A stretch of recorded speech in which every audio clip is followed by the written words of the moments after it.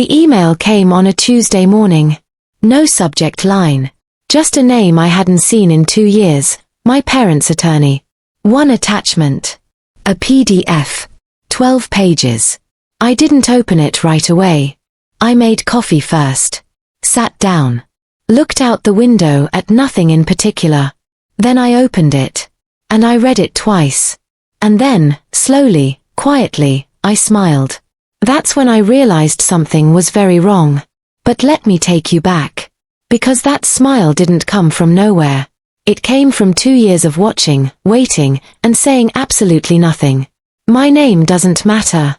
What matters is this: I grew up in a house where everything looked fine from the outside. Nice neighborhood. Good school. Parents who smiled at the right times and said the right things in public. I was the only child. That detail matters more than it sounds. For most of my life, I accepted what I was told about myself. That I was difficult. Oversensitive. That I had a habit of misremembering things. My mother had a phrase she used whenever I questioned something. She'd tilt her head slightly and say, "That's not what happened, sweetheart." Calm. Certain.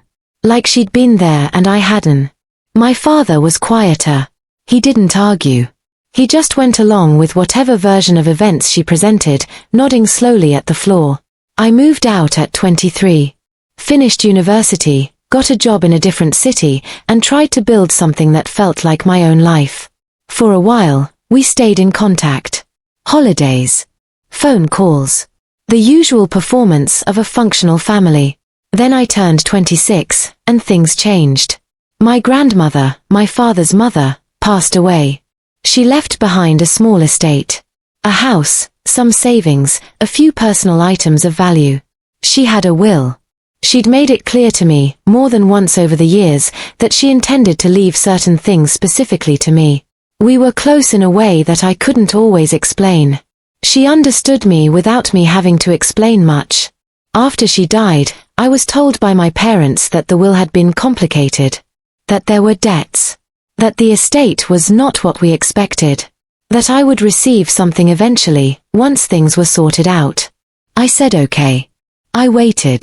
6 months passed. Then a year. Whenever I asked, I was given a new reason. Probate was slow. The solicitor was backed up. There were disputes with a distant relative I'd never heard of. I didn't push. I didn't argue. But I started noticing things. Small things, at first. My mother mentioned redecorating. New furniture arrived at their house. My father bought a car he'd been talking about wanting for years but could never afford. I asked, casually, how they were managing financially after everything. My mother said something about a small inheritance from her own side of the family. An aunt. I didn't know which aunt. I didn't press. My father, on the phone once, said something strange. He started a sentence and stopped himself. The account that your gran, and then he cleared his throat and said, "Never mind, it's sorted now." I didn't react. I said, "Good, I'm glad." I called my grandmother's solicitor directly. I was told they couldn't discuss the estate with me because my parents had been appointed as the primary administrators. I looked up what that meant. I read about it quietly, in the evenings, after work. I spoke to one person, a colleague who had gone through something similar with their own family years ago. I didn't tell them specifics. I just asked general questions. They told me about a process. About what records are public.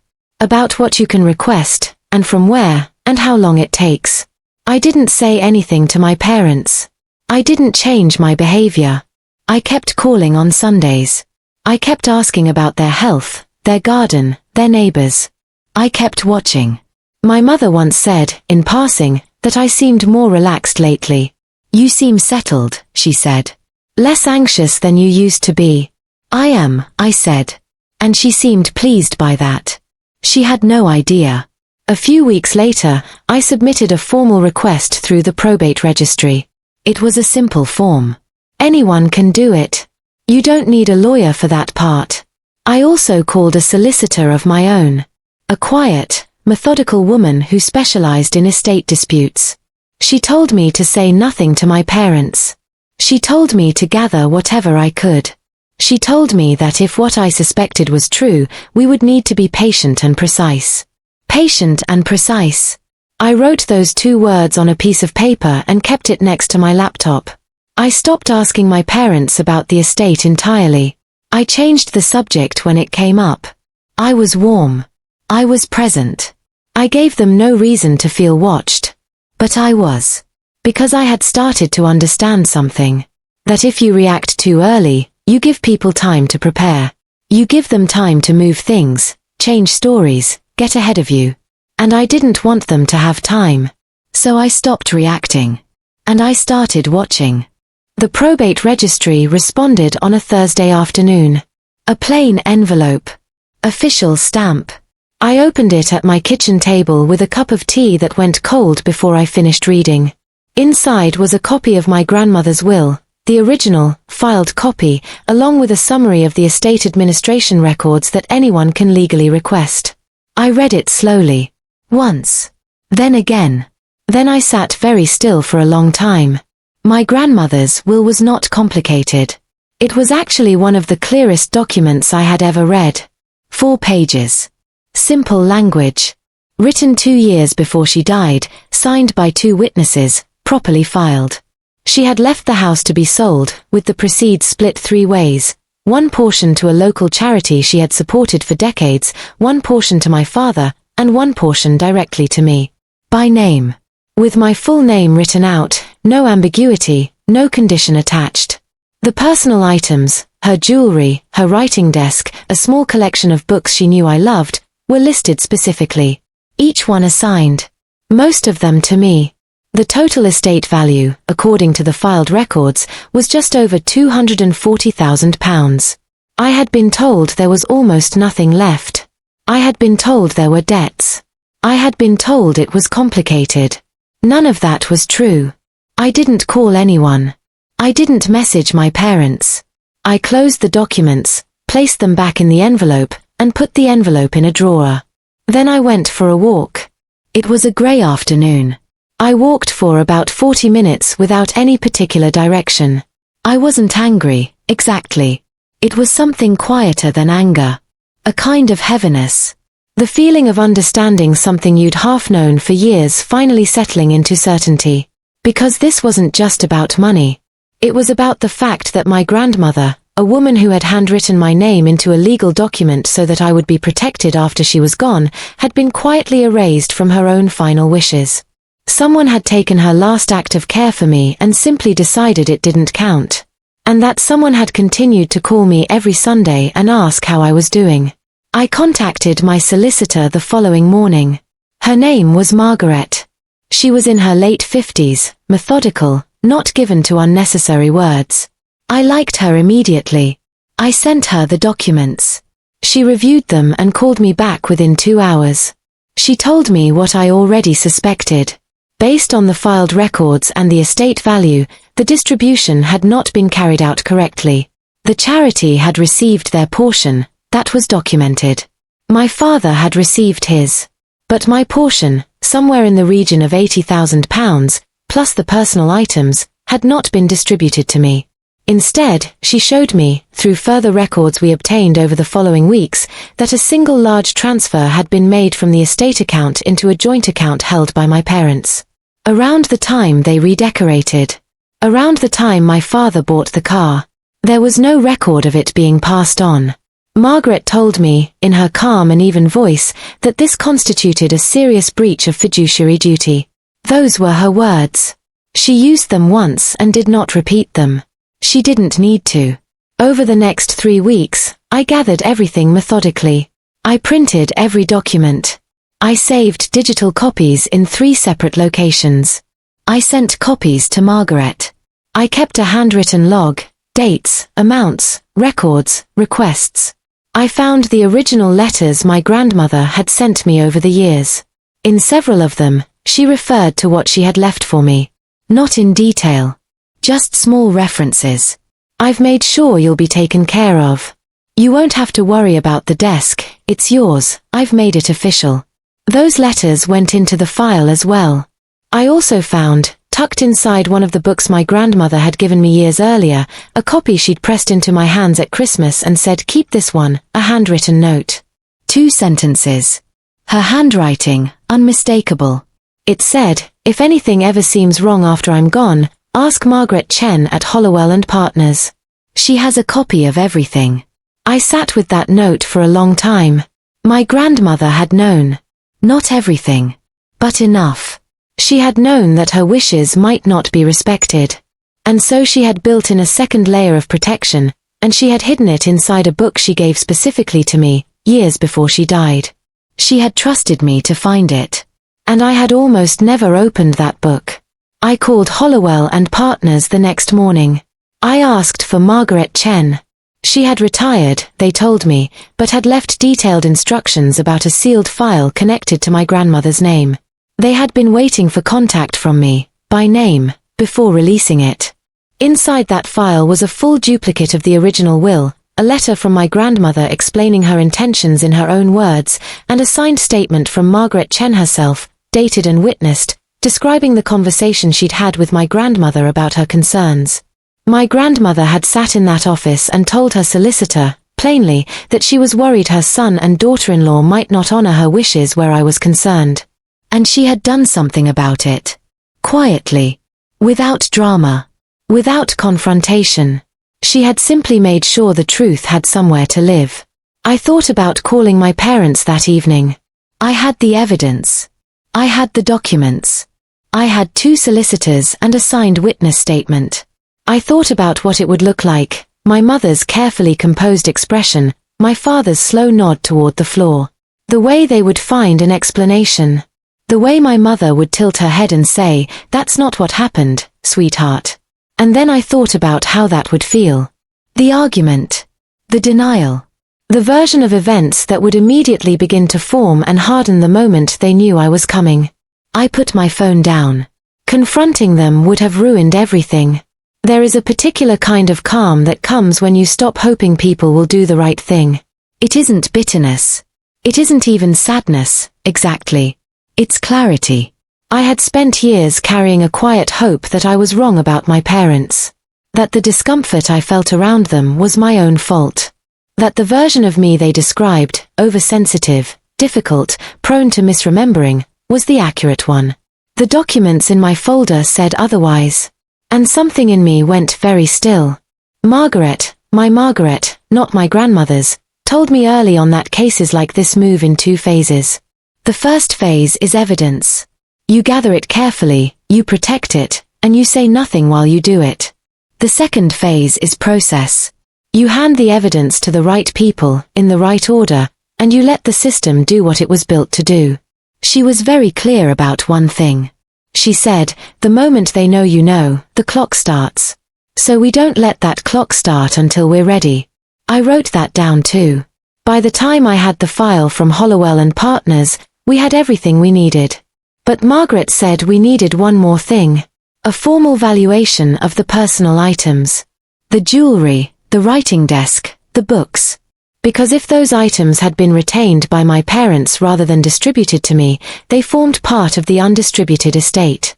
They had monetary value, but more importantly, they had documented value. They were listed by name in the will. I knew my parents still had some of those things. I had seen them. My grandmother's writing desk was in their study. I had noticed it on a video call about 8 months earlier, in the background, half visible behind my father's shoulder. I hadn't said anything. I had simply taken a screenshot and added it to the folder. My mother had worn my grandmother's pearl earrings to a family gathering 2 years ago. I had a photograph from that day. Someone else had taken it and shared it in a group chat. I saved it. Added it to the folder. Small things. Quiet things. The kind of things that only matter when they're placed next to a legal document that says those items belong to someone else. Margaret contacted a specialist in estate and probate disputes, a firm that had handled cases involving the misappropriation of inherited assets. They reviewed everything over the course of 10 days. Their assessment was formal and precise. Based on the evidence, my parents had received funds and assets belonging to my share of the estate without authorization or consent. The amount involved, once the personal items were valued, exceeded £94,000. That number sat on the page very quietly.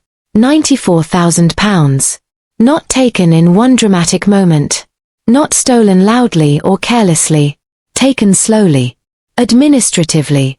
In the language of transfers and delays, and it's complicated and there were debts. In the language of a mother who tilted her head and said, "That's not what happened, sweetheart." We filed the formal complaint with the probate registry. We submitted documentation to the Solicitors Regulation Authority because the solicitor my parents had used to administer the estate had signed off on a distribution that did not match the will. Whether they had been complicit or simply negligent was not our job to determine. That was for the regulators. We also filed a civil claim. Margaret handled this with the kind of quiet efficiency that made me grateful every single day that I had found her. I signed the documents in her office on a Wednesday morning. It took about 20 minutes. She offered me tea. I accepted. None of this required me to raise my voice. None of it required a confrontation in a living room, or a phone call where I accused anyone of anything, or a letter full of pain that they could frame and use against me later. It required patience. Records. The right people contacted in the right order. That was all.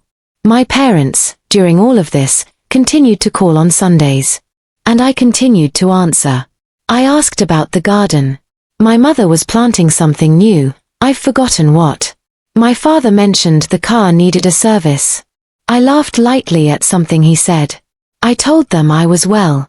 That work was steady. That I was thinking of taking a short trip somewhere. They had no idea. None. My mother, on one of those calls, said something that I still think about. She said, "You know, you've really matured these past couple of years. You seem so calm now. So settled in yourself." I said, "I've been working on it." She seemed proud. There was one moment that required careful handling. About 3 weeks before the formal notices were due to be served, my father called on a Wednesday, not a Sunday, which was unusual.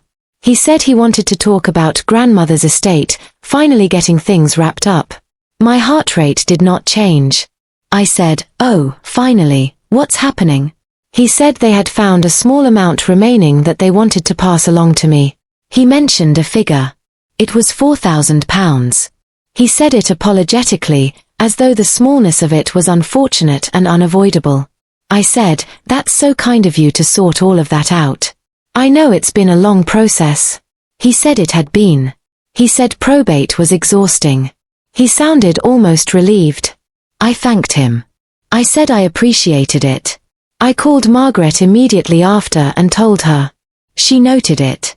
She said it might indicate they had become aware that questions were being asked through official channels and were attempting a small preemptive gesture. It didn't change anything. If anything, it added a layer. Because now there was a recorded conversation, on my phone, which I had been logging since the process began on Margaret's advice, in which my father offered me £4,000 as a final settlement on an estate worth over £200,000. That recording went into the folder. The formal notices were served on a Friday morning. I know this because Margaret sent me a message at 11:47 a.m. that simply said, "Delivered." I was at my desk at work. I read the message. I put my phone face down. I finished the report I was writing. That evening I went home, made dinner, and watched something forgettable on television.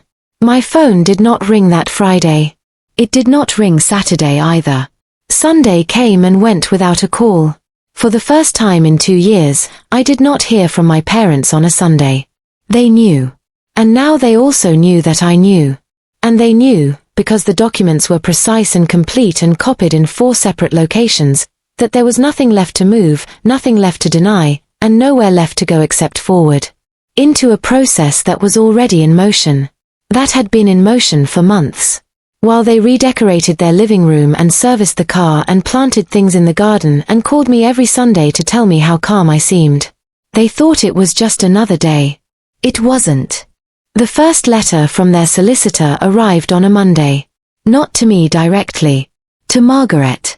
She forwarded it with a single line of commentary, "They've engaged representation." Good. That means they're taking it seriously. I read her message twice. I noticed I felt nothing dramatic. No surge of satisfaction. No anger finally releasing. Just a quiet sense of things moving in the direction they were always going to move, now that the right people were involved. Their solicitor's letter was, according to Margaret, fairly standard. It denied wrongdoing.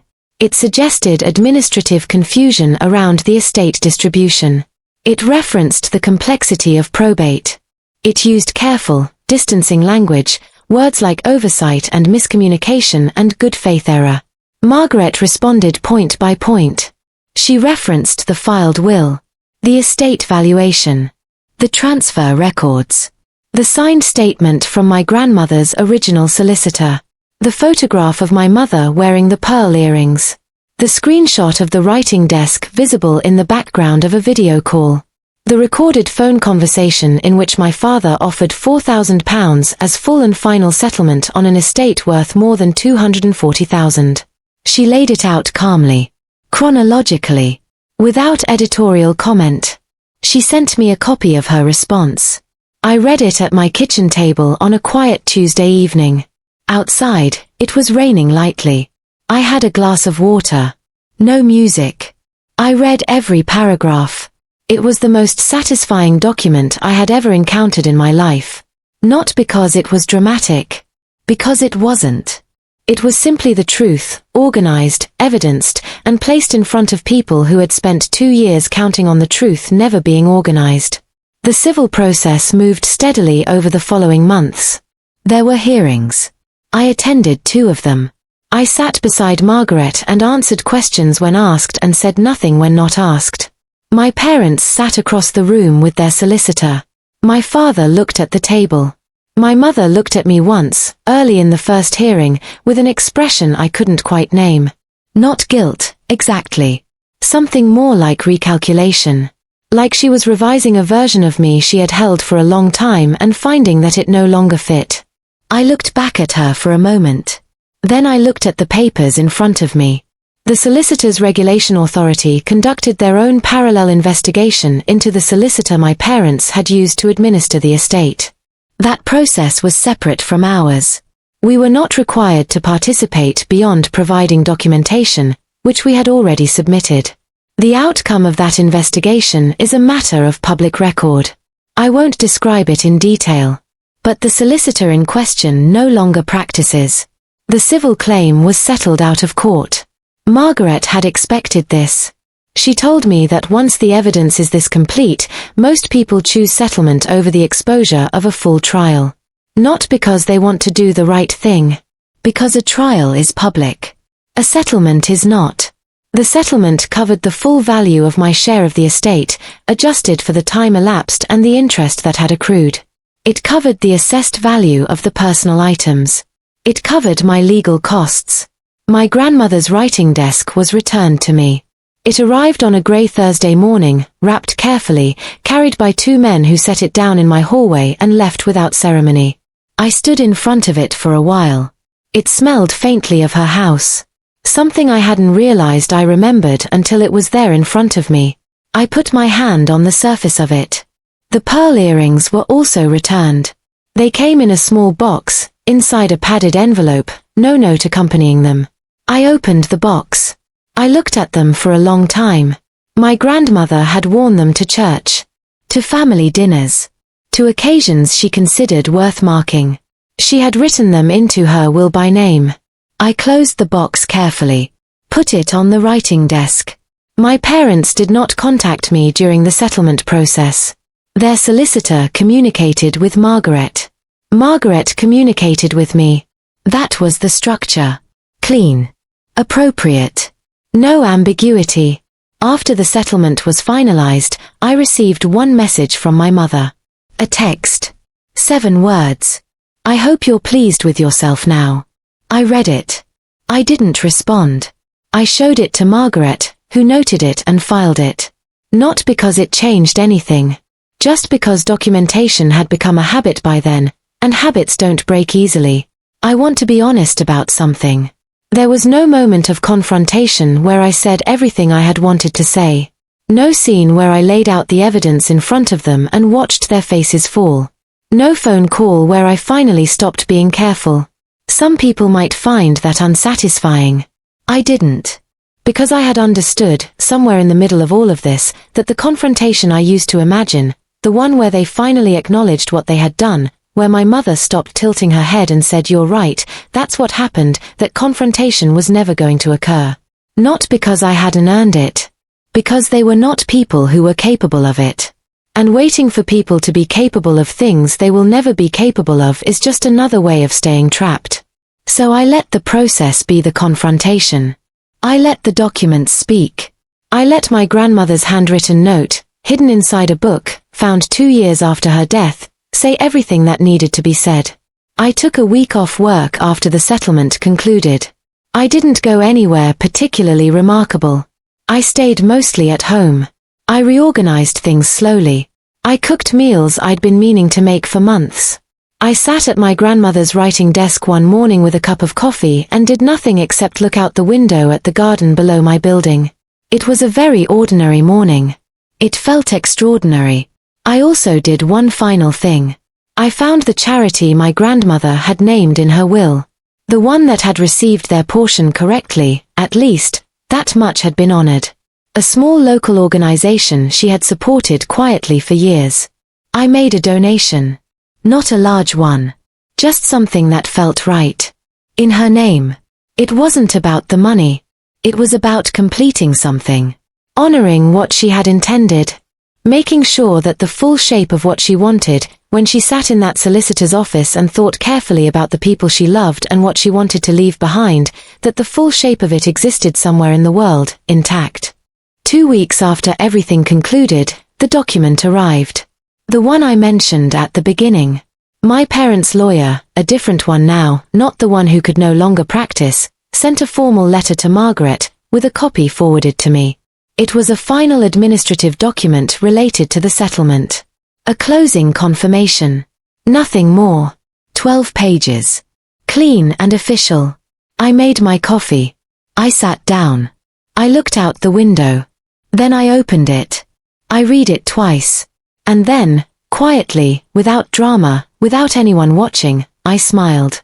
Not because I had won something. Not because they had lost. Because my grandmother had sat in a solicitor's office years before she died and quietly, carefully, without confrontation or anger, made sure that the truth had somewhere to live. And it had. It had waited patiently inside a book she pressed into my hands at Christmas. It had waited inside a sealed file at Hollowell and Partners. It had waited inside me, through 2 years of Sunday phone calls and careful silences and a folder that grew slowly, steadily, document by document. And when the time came, it didn't need to be loud. It just needed to be true. That was enough. That had always been enough. That night, everything was quiet.